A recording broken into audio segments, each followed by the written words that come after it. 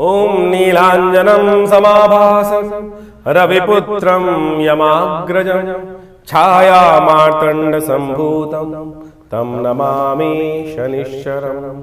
ब्रह्मा मुरारिस्त्रिपुरान्तकारी भानु शशि भूमि सुतो बुधश्च गुरुश्च शुक्र शनिराहुकेतव सर्वे ग्रहा शान्तिकरा भवन्तु। सर्वे ग्रहा शान्तिकरा भवन्तु। क्रूराग्रह शांतिकरा भवन्तु। नमस्कार, स्वागत है आपका आचार्यवाणी में। मैं आचार्य डॉक्टर विक्रमादित्य आपके साथ हूँ और आज हम बात कर रहे हैं कर्क राशि वालों के लिए शनि का जो परिवर्तन का योग बन रहा है 30 वर्ष बाद शनि आ रहे हैं आपकी राशि के अनुसार से भाग्य में। और जब शनि महाराज भाग्य में चले जाते हैं ना, तो शनि विशेष तौर पर भाग्य में चले जाते हैं तो क्या होता है, शनि का अर्थ है धीरे धीरे। और शनि भाग्य में जाकर क्या करेंगे वो आपको समझ लेना चाहिए। आपकी राशि में शनि का जो पदार्पण हो रहा है वो हो रहा है बृहस्पति की राशि में। आपकी राशि जो है चंद्र प्रधान राशि है, बृहस्पति के साथ आपकी राशि का बहुत बड़ा संबंध है। लेकिन शनि का जो संबंध है वो बृहस्पति के साथ बहुत अच्छा नहीं है। और बृहस्पति की राशि जो है वो आपके नवम भाव में पड़ी है, जिस मीन राशि में वो जा रहे हैं। तो कर्क राशि वालों, आपके लिए बहुत ज़्यादा सावधानी के साथ रहने की भी समस्या बातें हैं। जिस समय पदार्पण हो रहा है वहाँ वो योग जो बन जाएगा आपकी राशि के अनुसार से नवम भाव में पंचायत हो जाएगी पूरे ग्रहों की। और सारे के सारे अलग अलग प्रवृत्ति के ग्रह वहां बैठे हैं। शनि पहुंच गए हैं, सूर्य वहां बैठे हैं, पिताजी साथ में बैठे हैं, उनको 36 का आंकड़ा। राहु वहां बैठे हुए हैं, उनका सूर्य के साथ 36 का आंकड़ा है। उसके साथ साथ यदि हम बात करें तो वहां पर बुध और शुक्र भी विराजमान हो गए हैं, जो जिन सब चीज़ों को इन सब ग्रहों ने अस्त कर कर छिन्न भिन्न स्थिति बना दी है। तो ऐसे में बड़ी सावधानी के साथ ये जो समय काल आरंभ हो रहा है बहुत विशेष है, ध्यान रखने की ज़रूरत है। शनि का पदार्पण भाग्य में कर्क राशि वालों के लिए दिखाई देता है कि चीज़ों को थोड़ा सा आपके भाग्य के अनुसार से चीज़ों को स्लो कर देगा, क्योंकि शनि और बृहस्पति का संबंध बहुत अच्छा नहीं है। और शनि का बृहस्पति के साथ जो संबंध है वो कहा जाता है कि बृहस्पति महाराज के यहाँ शनि महाराज एक बार गए और कहा, महाराज आपको मैं अपना गुरु बनाना चाहता हूँ। तो बृहस्पति महाराज ने कहा कि भाई आपके पिता के साथ बनती नहीं है, आप कठोर प्रवृत्ति के हैं और साथ साथ आपकी प्रवृत्ति जो है वो सीखने वाली नहीं है। तो कहा जाता है कुछ शोध करने के लिए, कुछ रिसर्च करने के लिए, सरलता को अपनाने के लिए महाराज गुरुदेव बृहस्पति ने उनको समझाया, लेकिन वो शायद उनके जीवन में वो बात उतार नहीं पाए। इसी कारण से उन्होंने शिष्यत्व बृहस्पति महाराज ने उनको शिष्यत्व दिया नहीं, जिसके कारण से कहा जाता है कि बृहस्पति के साथ शनि का संबंध आज भी बहुत अच्छा नहीं है। तो शनि का पदार्पण 30 वर्ष बाद आपके जो भाग्य में हो रहा है वो बहुत अच्छा नहीं कहा जा सकता। और ऐसे में शनि का योगायोग 2.5 साल तक 2027 तक आपकी राशि में बना रहेगा। तो ऐसे में आपको बहुत सावधानी के साथ कार्य करने की जरूरत पड़ेगी। भाग्य जब साथ ना दे रहा हो तो क्या करना चाहिए, कर्म पर, पुरुषार्थ पर, पूरी से कर्म पर ध्यान देने की आवश्यकता है। लेकिन कर्म पर भी शनि की जो दृष्टि पड़ रही है वो कहीं ना कहीं आपकी राशि के अनुसार से आपको कर्म से भी दूर करने की तरफ ले जाएगी। देखिए, कर्म से ही एक तरह से ये इंटर रिलेटेड प्रोसेस है। भाग्य कर्म कराता है, कर्म जो है वो से ही भाग्य बनता है। कर्म प्रधान विश्व रचि राखा। और आपकी राशि के दृष्टिकोण से इस वक्त जो योग जो बनकर तैयार है शनि के परिवर्तन के साथ साथ, वो दिखाता है कि आप यदि कर्म से दूर भागते दिखाई देंगे। शनि की दृष्टि पड़ रही है सामने, सप्तम दृष्टि। इसके साथ साथ शनि की एक दृष्टि और पड़ रही है, जो पड़ रही है वो आपके 11वें भाव पर। 11वां भाव शनि का हमेशा दृष्टि के अनुसार से वैसे तो अच्छा नहीं माना जाता, लेकिन शनि का वो स्वयं का एक पक्का घर माना जाता है।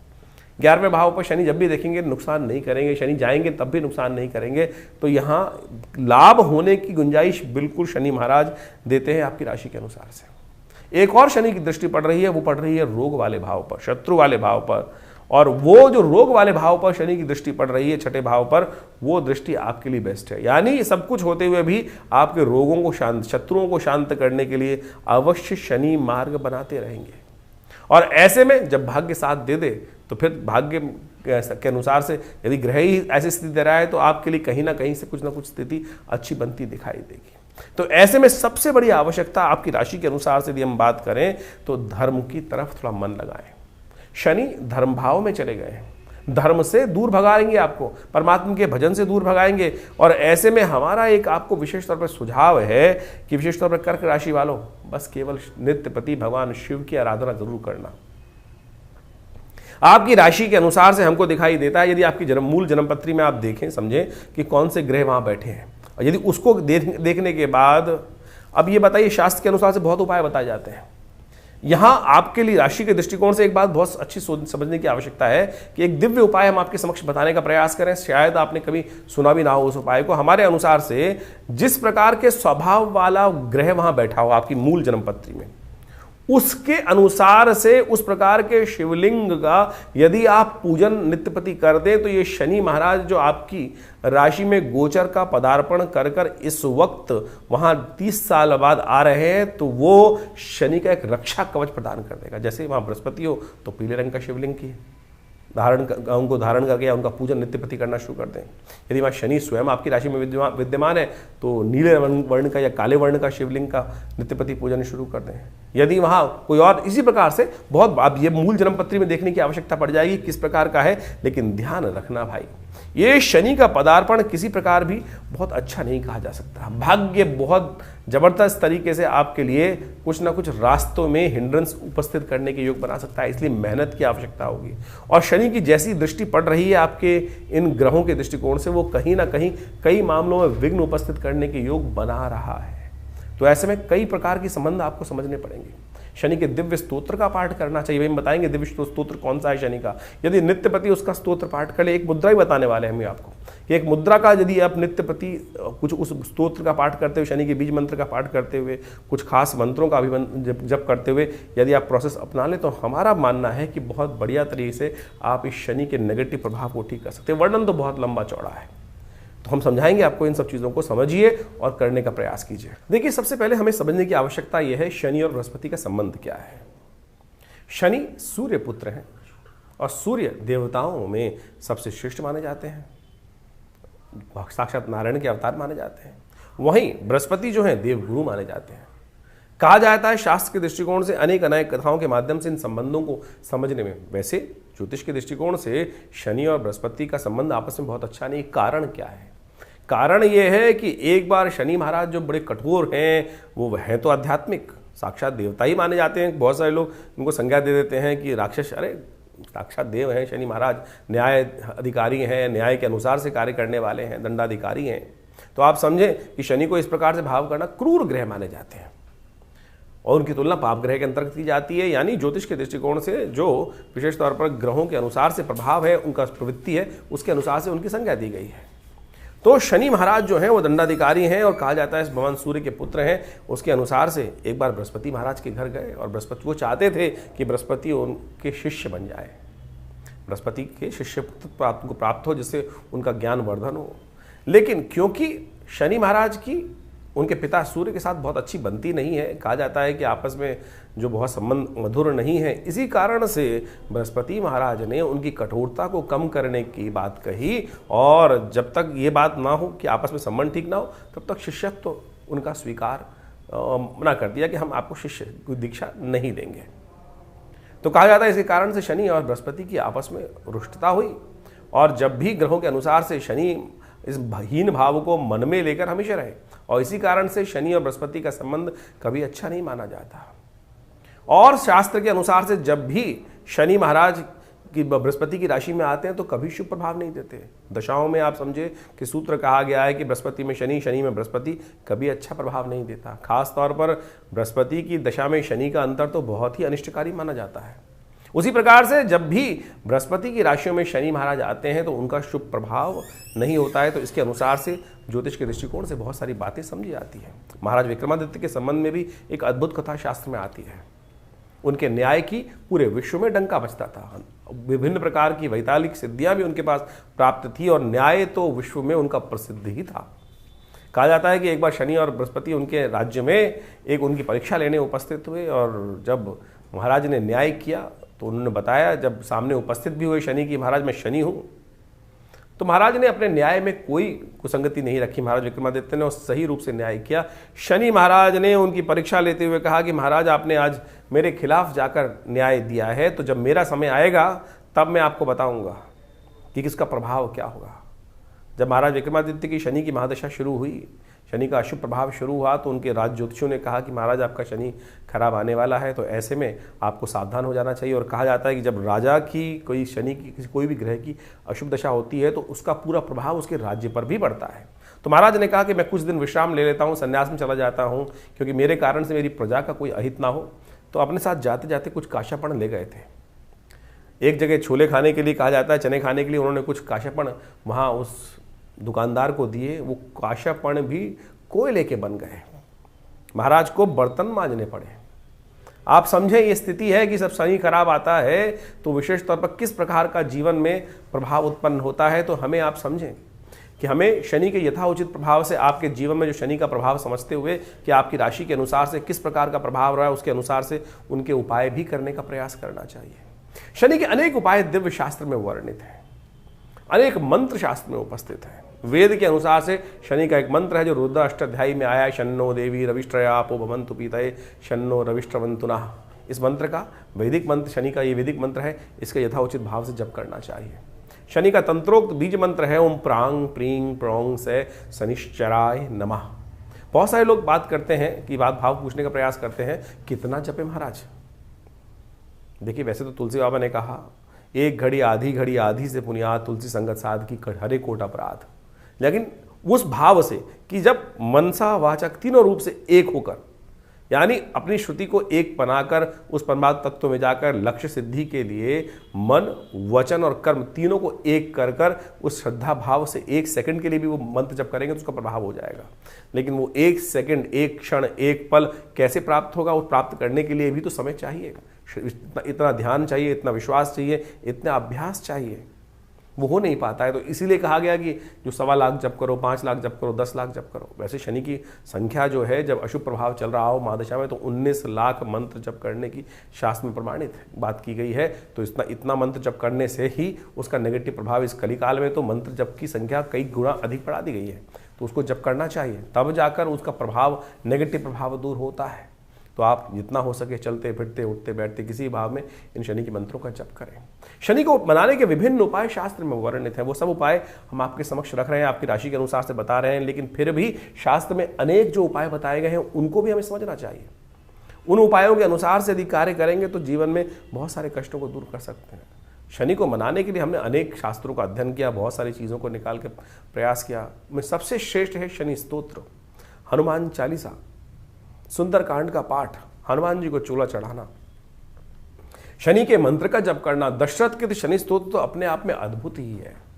वो दशरथ कृत शनि स्तोत्र किस प्रकार से पाठ किया जाता है उसको हम करके दिखा देते हैं आपको। कहा जाता है कि महाराज दशरथ जो हैं वो देवासुर संग्राम में जब जा रहे थे तो रास्ते में शनि के दर्शन हुए, और उस समय उन्होंने शनि के दर्शन का लाभ लेते हुए, क्या होता है आमतौर पर जब शनि महाराज कहीं रास्ते में किसी के पड़ते हैं तो कुछ रास्ते में क्या होता है, लोग रास्ता बदल देते हैं। लेकिन महाराज दशरथ ने उस वक्त महाराज शनि की प्रार्थना करी, और दशरथ कृत शनि स्तोत्र शास्त्र में वर्णित है। यदि उसका नित्यपति आप एक बार भी पाठ कर लेंगे, यह हमने अपने अनुभव से देखा कि यदि एक बार भी उसका पाठ कर लिया जाएगा तो कैसे भी शनि की महादशा का अशुभ प्रभाव हो वो जीवन से दूर हो जाता है। शनि स्तोत्र इस प्रकार से है, ओम नमः कृष्णाय नीलाय क्षितिगंध निभाय च नमः कालाग्निरूपाय कृतांताय च वै नमः नमो निर्मांस देहाय दीर्घमश्रुजटाय च नमो विशाल नेत्राय शुष्कोधर भयाकृते नमः पुष्कल गात्राय स्थूल रोमणे अथ वै नमः नमो दीर्घाय शुष्काय कालं दृष्ट नमोस्तुते नमस्ते कोडर आक्षाय दुर्निरीक्षाय वै नमः नमः घोराय रौद्राय भीषणाय कपालिने नमस्ते सर्वभक्षाय बलिमुख नमोस्तुते सूर्यपुत्र नमस्तेस्तु भास्करे भयदाय च अधोदृष्टे नमस्तेस्तु संवर्तक नमोस्तुते नमो मंदगते तुभ्यं निरस्तंशाय नमोस्तुते तपसा दग्धदेहाय नित्यं योगरताय च नमो नित्यं सुधार्ताय अतृप्ताय च वै नमः ज्ञानचक्षु नमस्तेस्तु कश्यपात्मजसूनवे तुष्टो ददासि वैराज्यं हृष्टो हरसि तत्क्षणात् देवासुर मनुष्याश्च सिद्धि विद्याधरोरगा त्वया विलोकिता सर्वे नाशं यान्ति समूलतः प्रसादा कुरु मे देव वराहोऽहम् उपागता एवं अस्तु तदा सौरिग्रह राजो महाबला। तो ये शनि स्तोत्र है। इसका नित्यपति यदि एक बार पाठ भी कर लें, श्रवण भी कर लें, तब भी शनि की कब दशा आई खराब, शनि का गोचर खराब हुआ, कब आपके जीवन में कौन सी शनि की महादशा इत्यादि जो भी आ रही है, गोचर इत्यादि, ढैया इत्यादि, उन सब का प्रभाव जो है, वो नेगेटिव प्रभाव जो है वो दूर हो जाता है। ये शनि का आशीर्वाद है स्वयं महाराज दशरथ को। तो आप इसको सुंदर रूप से नित्यपति एक बार कम से कम पाठ श्रवण कर लें या नित्यपति एक बार पाठ कर लें। हमारा ऐसा अनुभव है कि बिल्कुल इससे बढ़िया कोई और उपाय शास्त्र में नहीं है। सीधा साधा एक उपाय, ज़्यादा से ज़्यादा 2 मिनट 3 मिनट का पाठ है, और एक बार यदि आप पाठ याद भी कर लेंगे तो इसका अद्भुत प्रभाव आपकी शनि की पूरी साढ़े साती हो, चाहे ढैया हो या शनि का नेगेटिव प्रभाव हो, उसको बिल्कुल रक्षा करने के योग बन जाएंगे। शनि ग्रह को मनाने के लिए शास्त्र में अनेक उपाय बताए गए हैं। जैसा भी आपने आपको अभी शनि स्तोत्र सुनाया, हनुमान जी के बारे में बताया, तो इसी प्रकार से शनि को मनाने के लिए आपकी राशि के अनुसार से जो विभिन्न उपाय हैं वो आपको समय समय पर करते रहना चाहिए। सबसे श्रेष्ठ उपाय आपको मैं एक बताएं कि आप ये काम कर सकते हैं। छोटे छोटे उपाय हैं। जब भी कोई भोजन करने बैठ रहे हैं, उसका पहला हिस्सा लेकर कौवे के निमित्त डाल दीजिए बाहर, अपनी खिड़की से बाहर। ओम प्रांग प्रींग प्रोंग से शनिश्चराय नमः कौवे का ध्यान कर कर अपने ग्रास, खाने का पहला ग्रास निकालकर कौवे को डाल दीजिए। यह नित्यपति अभ्यास करने से कोई नुकसान नहीं होता आपका, और आपके लिए कष्ट निवारण करने का सुंदर रास्ता बन जाएगा। हो सके तो शनि के बीज मंत्र, जैसे हमने आपको बताया था, हम प्रांग प्रींग प्रोंग से शनिश्चराय में इसका स्तव कर लीजिए। एक और प्रयोग हम बताते हैं आपको। हनुमान जी का विशेष तौर पर शनि के साथ संबंध रहता है, तो हमने एक बहुत अद्भुत दिव्य प्रयोग निकाला। हनुमान जी के बीज मंत्र को शनि के बीज मंत्र से संपुट युक्त करने के उपरांत यज्ञ करें, और उसका जब भी कर लें तो बहुत अच्छा रहेगा। जैसे ओम हंग हनुमतये नमः, ओम प्रांग प्रींग प्रोंग से शनिश्चराय नमः, ओम हंग हनुमतये नमः, ये एक हुआ। तो इसी प्रकार से यानी शनि के बीज मंत्र के आगे हनुमान जी का बीज मंत्र, उसके पीछे हनुमान जी का बीज मंत्र संपुट युक्त करने के उपरांत इसको प्रोसेस करने का प्रयास करें। यदि एक माला इसका कर लें तो हनुमान जी पर विशेष तौर पर शनि की कृपा है कि जब भी, क्योंकि हनुमान जी ने कई बार शनि की रक्षा करी, और रावण वाली कथा तो सबको पता ही है कि किस प्रकार से रावण की लंका दहन करने के बाद शनि जो वहाँ पर विशेष तौर पर रावण की लंका में जो उनको जेल में बंद कर रखा था, और उसके बाद वहाँ मुक्त कराया। तो इस प्रकार से, तो इसी जब शनि ने हनुमान जी को आशीर्वाद दिया, तो उसके बाद से कहा जाता है कि जब भी हनुमान जी के भक्त पर शनि कभी अपना दुष्प्रभाव नहीं दिखाते। दिल्ली के पास एक कोकिला वन क्षेत्र है, वहाँ पर एक विशेष मंदिर है। कहा जाता है कि विशेष तौर पर भगवान कृष्ण के समय पर शनि बड़े परेशान थे, दुखी थे, और भगवान कृष्ण के समक्ष जाकर उन्होंने अपना दारुण दुख उपस्थित किया कि मुझको कोई स्थान नहीं देता। तब भगवान कृष्ण ने अपने ब्रज क्षेत्र के अंदर कोकिला वन क्षेत्र में शनि को वहाँ स्थापित किया है। कहा जाता है कि शनि के वहाँ दर्शन कर कर, शनि की वहाँ पूजा कर कर, शनि के पर वहाँ तेल चढ़ाकर जो भी जीवन में शनि के कष्ट हो रहे हैं उनसे निवृत्ति का सुंदर मार्ग बन जाता है। तो शास्त्र में अनेक जगह इस प्रकार के सुंदर तीर्थस्थल हैं, उन सबको प्रमाणित शास्त्र में किया गया है, शास्त्र की कथाओं के अनुसार से। तो अनेक अनेक उपाय शास्त्र में वर्णित हैं। आप उन सब उपायों को करके बहुत सारे कष्टों को दूर कर सकते हैं। हनुमान चालीसा का पाठ तो नित्यपति चलते फिरते उठते बैठते करेंगे तो शनि के जो विशेष नेगेटिव प्रभाव है उनसे आपके जीवन के कष्ट दूर होने के योग बन जाएंगे। काली गाय को भोजन कराना, काली उड़द का दान करना, साबुत वाली काली उड़द है उसका दान करना, 1 कटोरी लेकर दान कर दीजिए। तेल का दान करना छाया पात्र में। और एक बात और ध्यान रखें, दान किसको किया जाए। बहुत सारे लोग दान करने के लिए विशेष तौर पर कहा जाता है कि एक विशेष वर्ण व्यवस्था के अनुसार से एक जो जाति उनके वही दान लेने के अधिकारी हैं। शनि का दान वैसे आमतौर पर लोग लेते नहीं हैं। पुराने ज़माने में केवल एक ही वर्ग था, वो विशेष तौर पर उसी के लिए कहा जाता है कि शनि का दान लेने के लिए वही लेते थे, क्योंकि शनि का दान लेने के बाद पचाएगा कौन। लेकिन आमतौर पर आप कोशिश ये करें कि कहीं भी जहाँ भी आपकी श्रद्धा हो, जो श्रद्धा से ले लें। अश्रद्धा के साथ यदि कोई दान ले रहा है आपका, तो उस दान का कोई फायदा नहीं है, वो दान प्रमाणिक हो ही नहीं सकता। तो इसलिए दान के लिए सबसे बड़ी समस्या है कि दान किसको दें। अरे दान का सबसे बढ़िया अधिकारी तो परमात्मा ही है। परमात्मा को ही वो उनका तेरा तुझको अर्पण क्या लागे मेरा। तो यज्ञ आप जो करते हैं ना, यज्ञ में तिल की आहुति यदि शनि के लिए निमित्त दी जाए, ओम प्रांग प्रींग प्रोंग से शनिश्चराय स्वाहा इस मंत्र का उच्चारण करते हुए, तो कहा जाता है कि शनि के तमाम, क्योंकि भगवान को जो आहुति देते हैं वो देवता को ही प्राप्त होती है और अग्नि के माध्यम से वो देवता तक पहुंच जाती है। आप सामने वाला व्यक्ति दान दे रहे हैं, अब समस्या क्या होती है, हमने किसी को दान दिया, कुछ पैसे दान दे दिए और उसने उससे कुछ व्यभिचार कर्म कर दिया, गलत व्यभिचार काम कर दिया, कुछ और नशा कर लिया, तो फिर क्या होगा, दान देने वाले का भी लगेगा, कष्ट होगा कि मैंने दान दिया था और इसका गलत का उपयोग किया गया। तो ऐसे में हमें ध्यान रखना चाहिए। तो सबसे श्रेष्ठ जो हमारे शास्त्र में कहा गया है कि देवता के निमित्त यज्ञ करें। यज्ञ में तिल का संबंध शनि के साथ बहुत बढ़िया से कहा जाता है, और काले तिलों का के द्वारा शनि के निमित्त जो आहुति प्रदान करेंगे, इस प्रकार से इस मुद्रा के द्वारा। शनि की विशेष तौर पर एक मुद्रा भी है, यहाँ बताना प्रयास करते हैं हम। शनि का जो भी मंत्र जप करें, या शनि आपकी कुंडली में नेगेटिव प्रभाव कर रहा है, तो उस समय इस मुद्रा का अभ्यास करें। ये सबसे बड़ी आकाश मुद्रा जो है, सबसे ये उंगली आपके हाथ में जो उंगलियां हैं, ये बृहस्पति की उंगली है, शनि की उंगली है। शनि की उंगली को अंगुष्ठ के अग्रभाग से जोड़ देने से ये आकाश मुद्रा बन जाती है। शनि के तमाम मंत्रों का जप करते हुए इसी मुद्रा का अभ्यास करना चाहिए। शनि की आहुति भी इसी मुद्रा से देने का प्रयास करना चाहिए। और हमारे हमने विवेकानंद योगाश्रम में तो इस प्रकार के आयोजन समय समय पर करते ही हैं। अभी शनि जयंती आएगी, और शनि जयंती पर हमने 100 पाठ हनुमान चालीसा के रखे हुए हैं। बड़ी विचित्र स्थिति है, लोगों ने ऐसी स्थिति बना दी कि शनि के नाम पर तेल दान करने के लिए 100 तेल के टीन दान करवा दिए जाते हैं और उसको जमीन में डाल दिया जाता है। ऐसी क्या फायदा शास्त्र के अनुसार से? शास्त्र में इस प्रकार की चीजें वर्णित नहीं है। दान करने के बाद उसको कहीं ना कहीं उपयोग होना चाहिए चीज। बड़े बड़े मंदिर बना रखे हैं लोगों ने कहीं विभिन्न जगहों में, और उनसे पूछा जाए तेल का क्या करते हो, तो कई जगह कहा जाता है कि वो तेल हम जमीन में डाल देते हैं। अगर जमीन में भी डाल रहे हैं वो तेल बोरिंग कर तो जमीन को आप खराब कर रहे हैं। तो शास्त्र में इस प्रकार की कहीं भी कोई स्थिति वर्णित नहीं है, जो तथाकथित तौर पर आज लोगों को मूर्ख बनाने के लिए ये व्यवस्थाएं बनाई जा रही हैं। आप दान करते हैं तो उसका कहीं ना कहीं उपयोग होना चाहिए, श्रद्धा के साथ करने का प्रयास कीजिए। तो हमने आपके समक्ष बात रखी। तो ये सीधे साधे उपाय, जैसे ये आकाश मुद्रा है, इसका नित्यप्रति अभ्यास कीजिए। शनि का कैसे भी नेगेटिव प्रभाव होगा, बिल्कुल ठीक होने के रास्ते बनेंगे। तो अभी हमने आपकी राशि के अनुसार से विभिन्न प्रकार की कथाओं के माध्यम से इस बात को आपके समक्ष रखा है। तो कोशिश ये करें, इन छोटे छोटे उपायों को अवश्य करने का प्रयास करें। धीरे धीरे आपके जीवन से कष्ट दूर होगा। शनि जब बहुत परेशान कर रहे हो तो तुलादान सबसे श्रेष्ठ है। अपने वजन के बराबर सतनाजे का दान लेकर, 7 अन्न उसमें काला उड़द जरूर होना चाहिए, गरीबों को दान कर दीजिए। कहा जाता है शरीर रक्षा के लिए और शनि के विभिन्न नेगेटिव प्रभावों को दूर करने के लिए दान सबसे बढ़िया और श्रेष्ठ माना जाता है। तो इसको करने का प्रयास कीजिए। तो देखिए, धीरे धीरे इन सब चीज़ों को करेंगे तो आपके लिए अच्छा योग बनेगा, कष्ट निवारण का योग बनेगा। और विशेष तौर पर अपनी जन्मपत्री का अच्छे शोध करा लें कि क्या आवश्यकता है। हर राशि के अनुसार से, हर जीवन के अनुसार से आपकी जन्मपत्री में क्या मुख्य कारण बना हुआ है, किसके कारण से जीवन की समस्याएं आ रही हैं। आप जो वस्त्र धारण करते हैं उसका भी प्रभाव है। आप किनके लिए, जो आप ये बात समझने की आवश्यकता है कि जो हम वस्त्र धारण कर रहे हैं किनके लिए लकी है, किनके लिए अनलकी है। सारी चीज़ें एक ही व्यक्ति के लिए लकी नहीं हो सकता है, भाग्यशाली नहीं हो सकता है। किसी के लिए कोई मार्ग भाग्यशाली है, किसी के लिए कोई मार्ग भाग्यशाली है।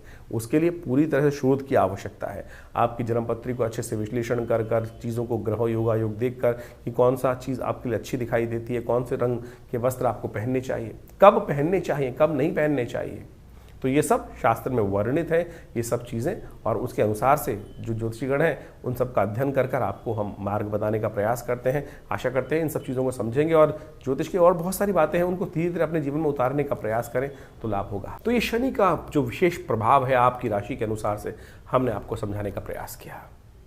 देखिए, ग्रहों का प्रभाव वास्तविक तौर पर पूरे विश्व में पड़ता है, और ग्रहों के प्रभाव को यदि समझ लिया जाए तो उसके अनुसार से हम अनेक उपाय, विधि के अनुसार से जिसका जैसी श्रद्धा होगी वैसा उपाय वो बताएगा। जैसे किसी को, अगर आप समझें, किसी को आयुर्वेद में ज़्यादा महारत हासिल है तो उसको आयुर्वेद के ही उपाय दिखाई देंगे। किसी को वास्तविक तौर पर एलोपैथिक की अच्छी महारत है तो उसको एलोपैथिक के ही सब उपाय समझ में आएंगे। किसी को होम्योपैथिक के उपाय है तो उसको होम्योपैथिक की दवाइयाँ ही समझ में आएंगी, और उसने उसका प्रभाव देखा है, उसके अनुसार ही वो लोगों के समक्ष रखेगा और उसका प्रभाव एनालाइज कर कर लोगों के ऊपर आता भी है। तो इस बात को हमें समझना चाहिए। तो ज्योतिष के अनुसार से, हमारे अध्ययन के अनुसार से हमने जितने उपाय शास्त्र में जहाँ जहाँ जिस प्रकार से हमने करके देखे, पिछले करीब अनेक वर्षों से बहुत सारे जो लोग आते हैं उनके ऊपर देखा, अपने ऊपर देखा, अपने परिवार के ऊपर देखा, समस्त समाज के ऊपर देखा, तो हमने वही उपाय आपके समक्ष रखे हैं। इसके अलावा भी हज़ारों प्रकार के उपाय हैं, लेकिन उपाय विशेष तौर पर इस प्रकार से करने चाहिए कि जिससे मन दुखी ना हो, कि संसार में किसी को उसका नेगेटिव प्रभाव ना उपस्थित हो। ऐसा समझे कि ज्योतिष के दृष्टिकोण से परमात्मा, हमारे ऋषि मुनियों ने कोई ऐसा उपाय, लाखों रुपए खर्च करने वाले उपाय तो नहीं बताए। सीधे साधे जो उपाय हैं, भगवान का स्तवन, थोड़ा मोटा दान, जो आपकी सामर्थ्य के अनुसार से। यदि आप करेंगे तो सत्य मानिए कि उससे परिवर्तन आने का योग बनेगा। इसको ऐसा कतई ना समझें कि इसको उपाय करने के लिए हमको इतना महंगा खर्चा करने वाला उपाय करना है, मेरे पास पैसे नहीं है, उधार लेकर पैसे लाऊं और उससे उस उपाय को करूं और उसके बाद फिर अपने जीवन को, कष्ट को दूर करने के लिए वो कार्य करूं, तो वो उपाय नहीं हुआ भाई। तो शास्त्र में ऐसे उपायों को स्थान दिया ही नहीं गया है। अपनी सामर्थ्य के अनुसार से, अपने पुरुषार्थ के अनुसार से जो कुछ हम दान पुण्य इत्यादि, भगवान का स्तवन पूजन इत्यादि कर कर अपने जीवन के कष्टों को दूर करने का मार्ग बनाते हैं, वही शास्त्र में प्रमाणित किए गए हैं। अनेक अनेक पुराण, अनेक अनेक ग्रंथ, उन सब में अनेक उपाय मंत्र के माध्यम से, दान के माध्यम से, स्नान के माध्यम से शास्त्र में वर्णित हैं और उन सबको हमने आपके समक्ष यथाउचित भाव से रखने का प्रयास किया। शास्त्र में विभिन्न कथाएं भी हैं।